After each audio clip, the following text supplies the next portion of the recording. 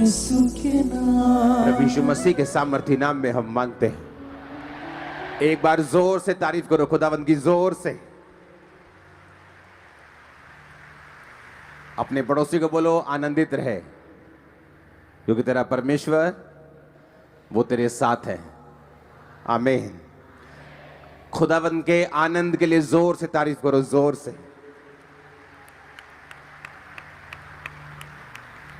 इस वचन को सुनने के बाद आप सेम नहीं जा रहे वापिस। पहला शमूएल 3 उसकी 1 से लेके 21 आयत तक आज हम पढ़ेंगे। नीति वचन में लिखा, जब परमेश्वर का आत्मा तुम पर उतरेगा तो वो अपने वचनों को तुम पर जाहिर करेगा। बहुत से लोग बाइबल को जब शरीर के अनुसार पढ़ने की कोशिश करते हैं और शरीर में पढ़ते हैं, उन्हें बाइबल समझ नहीं आती। और जब आप इस पवित्र वचन को आत्मा के द्वारा पढ़ते हैं तो परमेश्वर उस विषय में, उस स्थिति में, उस समय में आपसे क्या कहना चाहता है वो आपसे बात करता है। और बाइबल कहती है जिस व्यक्ति को परमेश्वर की बात समझ आ जाए या वो परमेश्वर की बात को सुन ले, उसकी सिचुएशंस कभी सेम नहीं रहती। एक छुटकारा पाए हुए व्यक्ति और एक बिना छुटकारा पाए व्यक्ति में एक ही चीज का फर्क है कि उसको परमेश्वर की मर्जी मालूम थी और उसने पूरा किया, और दूसरे को परमेश्वर की इच्छा मालूम नहीं थी। एक व्यक्ति पागलपन में पूरा जीवन बिता सकता है ये सोचकर कि मेरे कर्मों का फल है, लेकिन एक क्रिश्चियन उसके अगेंस्ट फाइट कर सकता है और जीत सकता है, क्योंकि परमेश्वर ने उसे बताया है कि मैंने तुम्हें सांपों और बिच्छुओं को रौंदने का और शत्रु की सारी सामर्थ पर अधिकार दिया और किसी भी वस्तु से तुम्हें कुछ भी हानि ना होगी। पहला शमूएल 3 उसकी 1 से 21 आयत में लिखा, वह बालक शमूएल अली के सामने यहोवा की सेवा टहल करता था। उन दिनों में यहोवा का वचन दुर्लभ था और दर्शन कम मिलता था। और उस समय ऐसा हुआ कि एली की आंखें तो धुंधली होने लगी थी और उसे ना सूझ पड़ता था। जब वह अपने स्थान में लेटा हुआ था और परमेश्वर का दीपक अब तक बुझा नहीं था, और शमूएल यहोवा के आराधनालय में जहां परमेश्वर का संदूक था वहां लेटा था। यहोवा ने शमूएल को पुकारा और उसने कहा, क्या आज्ञा? तब उसने एली के पास जाकर दौड़कर कहा, क्या आज्ञा? तूने मुझे क्यों पुकारा है? वह बोला, मैंने नहीं पुकारा, फिर जा लेटा रहे।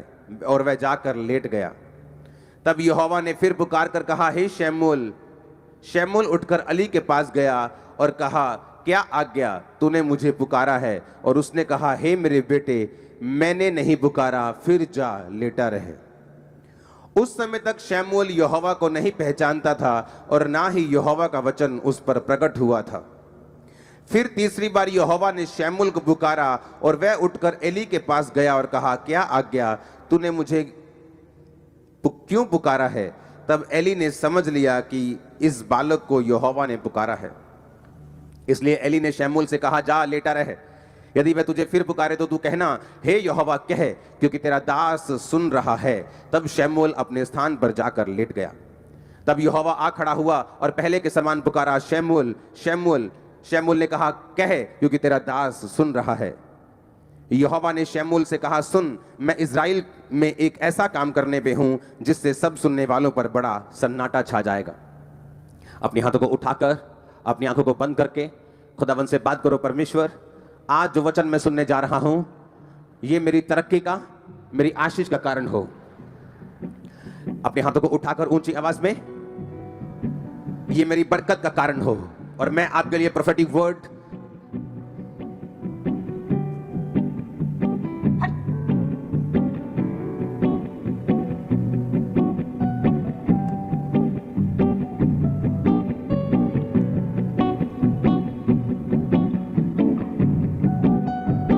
आपकी आवाज ऊंची होनी चाहिए।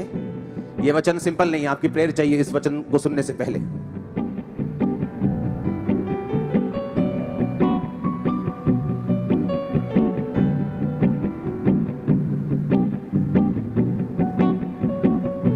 प्रभु यीशु मसीह के सामर्थी नाम में हम मांगते हैं। यह वही शमूएल है जिसको हन्ना ने परमेश्वर के भवन में दे दिया था। और बाइबल कहती है वो एली याजक के नीचे काम करता था और वो भवन के सारी सेवा में लगा रहता था। एक दिन यहोवा ने जब उसे पुकारा, हे शैमुएल, हे शैमुएल। बाइबल कहती है जैसे ही उसने परमेश्वर की आवाज को सुना, क्योंकि उसने उससे पहले परमेश्वर की आवाज को कभी नहीं सुना था, और बाइबल कहती वो उठा और अपने जाके एली के पास, सेवक के पास जाकर बोला, क्या आज्ञा, आपने मुझे पुकारा है, बताइए क्या करूं। उसने कहा मैंने नहीं पुकारा। उसने कहा ठीक है, शायद गलती लग गई होगी। वो फिर जाकर लेटा, और बाइबल कहती है फिर यहोवा ने पुकारा, हे शैमुएल, हे शैमुएल।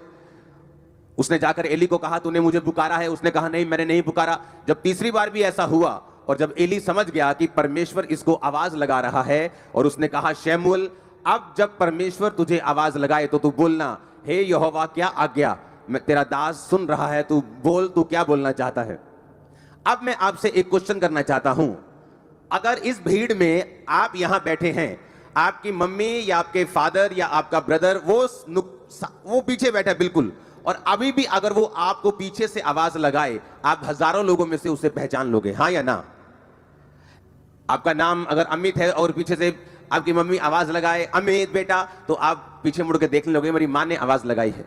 लेकिन अगर आप एक स्ट्रेंजर, एक ऐसा व्यक्ति जिसकी आप आवाज नहीं पहचानते, बाइबल कहती है मेरी भेड़ें मेरी आवाज को पहचानती हैं। हाँ, अगर आपकी मम्मी पीछे से पुकारे बेटा, तो आप सुन लोगे। लेकिन अगर कोई और पुकारे तो आपको लगेगा किसी और को आवाज लगाई जा रही, मेरे को नहीं, क्योंकि वो आवाज आपने सुनी नहीं, वो आपकी अपने की नहीं। यीशु मसीह ने कहा मेरी भेड़ें मेरी आवाज को पहचानती हैं और वो मेरे पीछे चलती हैं। अब यहां पर जब परमेश्वर ने शैमुएल को आवाज लगाई, तो बाइबल कहती है उसकी आवाज, परमेश्वर की आवाज एली याजक की आवाज से बिल्कुल मेल खाती थी और 100% मिलती थी। ऐसा नहीं हो सकता कि आपको कोई और आवाज लगाए और आप अपने पापा के पास चले जाएं। अगर आपके पापा की आवाज आपको नहीं आई, आप बाहर देखेंगे जाके घर के कि मुझे कौन आवाज लगा रहा है, क्योंकि वो आपने वो आवाज सुनी नहीं। लेकिन अगर वो आवाज आपकी मां ने या बाप ने या भाई ने लगाई है, आप डायरेक्ट उसके कमरे में जाके पूछोगे क्या बात है, आपने मुझे पुकार रहे थे, आप बुला रहे थे, बताइए क्या चक्कर है। लेकिन बाइबल यहां कहती है कि उसने यहोवा की आवाज को पहले कभी नहीं सुना था। ए लड़के, अब तू हिला, मैं तेरे को बाहर कर दूंगा। रख नीचे कैमरा, मैंने अपना रख नीचे कैमरा, नीचे रख इसको, अब हिलना मत यहां से, ओके। अब आप ध्यान से सुनना। बाइबल कहती है जैसे ही एली याजक उसको मिला और उसने कहा मैंने तुझे नहीं पुकारा, वो बड़ा हैरान हुआ, फिर वापस गया, लेटा। तीसरी बार जब परमेश्वर ने पुकारा, तो फिर एली याजक की आवाज में ही पुकारा। परमेश्वर की जो वचन है उसमें एक एक बिंदु, अगर बाइबल में जहां पौलुस कहता है कि तुम दाखरस के मतवाले ना बनो परंतु पवित्र आत्मा से परिपूर्ण होते जाओ, अगर आप उसके बाद बाइबल देखेंगे तो वहां पे सेमीकोलन लगा है। ऐसा सेमीकोलन होता है, ना तो फुल स्टॉप लगा है ना कोमा लगा है। उसका मतलब होता है कि अभी सेंटेंस खत्म नहीं हुआ। आगे उसने लिखा अपने आप से भजन संहिता से बातें करते हुए, गैर भाषा में प्रार्थना करते हुए, धन्यवाद। यानी अगर उसने ये कहा कि तुम पवित्र आत्मा से परिपूर्ण होते जाओ, तो सेमीकोलन का मतलब कैसे होना है। बाइबल इतनी गहरी है, इतनी वो गहरी है कि एक कोमे का, एक बिंदु का, एक फुल स्टॉप का भी पूरा उसमें कारण है। अगर बाइबल में वो जिक्र है, यहां पर बहुत बड़ा कारण था कि परमेश्वर ने शैमुएल से जो बात की, अपने सेवक की आवाज की मैचिंग में और पूरी तरह से अपने सेवक की आवाज के रूप में ही शैमुएल से कहा हे शैमुएल, हे शैमुएल। बाइबल कहती है अगर इजराइलियों के छुटकारे के बीच में, उनके और परमेश्वर के बीच में कोई कनेक्शन था, तो वो कनेक्शन मूसा का था। बाइबल कहती है मूसा के चले जाने के बाद अगर कोई कनेक्शन उनका और परमेश्वर के बीच का था, तो वो यहोशू था, वो जीसस क्राइस्ट थे, वो पतरस था, वो पौलुस था। बाइबल कहती है कि परमेश्वर ने जानबूझ के जब शैमुएल को आवाज लगाई, तो उसने जानबूझ के एली की आवाज में उसको आवाज लगाई। बाइबल कहती है कलीसिया का काम जो है सिर्फ चर्च में आके बरकत को पाना नहीं है। बरकत आपको मिल जाती है जिस दिन आप यीशु मसीह को ग्रहण करते हैं अपने उद्धारकर्ता के रूप में।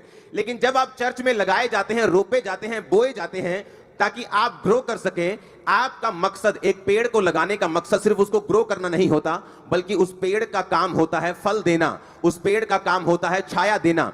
बाइबल कहती है जब परमेश्वर आपको चुनते हैं और अपने भवन में लगाते हैं, जो लोग एक से ज्यादा सेवकाइयों में लगे हुए हैं वो किसी काम के नहीं, मैं आपको गारंटी दे सकता हूं।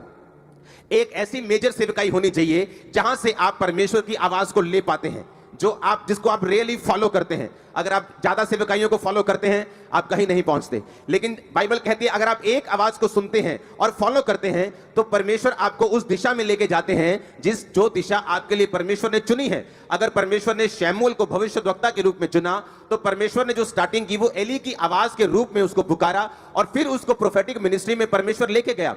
अब मैं आपको यह बात बताना चाहता हूं क्यों परमेश्वर ने उसको एली की आवाज में पुकारा। जैसे आपका जन्म हुआ मसीह में और आप कलीसिया में लगाए गए, बाइबल कहती है पौलुस ने कहा वो कलीसिया जिसने उसकी 2 बार सहायता की लेने और देने में और दानों और सहायता में, और बाइबल कहती है उसने कहा परमेश्वर तुम्हारी हर घटी को महिमा सहित मसीह यीशु में पूरा करेगा। यानी परमेश्वर की आवाज ये थी कि तुमने जब मिशनरी कामों में मेरा साथ दिया इसलिए मैं तुमको ब्लेस करूंगा। यही काम कलीसिया का था। कलीसिया ने गलती की, सबसे पहली गलती कलीसिया की थी जब यीशु मसीह जी उठे और जी उठने के बाद जब वो स्वर्ग चले गए 40 दिन प्रचार करने के बाद 41वें दिन हजारों लोगों के बीच में वो स्वर्ग में गए। और बाइबल कहती है उसी तरह वो हमको लेने भी आने वाले, हमें तैयार रहना है।